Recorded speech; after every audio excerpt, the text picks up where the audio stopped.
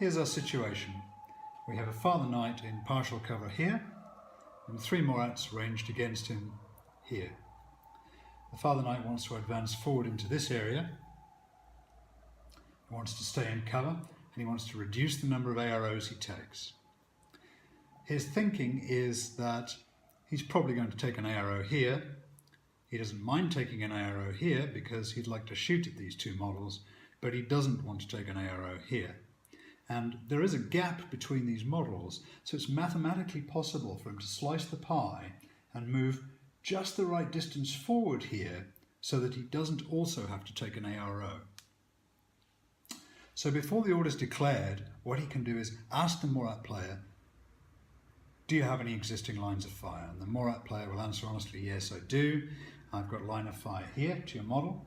And the Father Knight says, all right, well, I'm going to go ahead and spend the order, and I'm going to move my Father Knight forward. Here's my intention. I want to stay in cover, and I want to get line of fire to these 2 models, but not this one here. And the Morat player says, okay. So we're going to use this silhouette marker to estimate the position, and let's say he puts it there. The first thing we do is measure to see whether or not that's within range. It is within his movement range. And then we invite AROs. Now, the path from partial cover here and around moving forward to slice the pie is now the position of the Father Knight as far as AROs are concerned, because the order happens all at the same time. So the Morat player can check at this point whether or not he has line of fire. So we'll leave the silhouette marker there to facilitate that, and let's take a look. This Morat certainly has line of fire, and although the Father Knight was in cover initially, in partial cover initially, as he moved forward, he lost that partial cover to this Morat.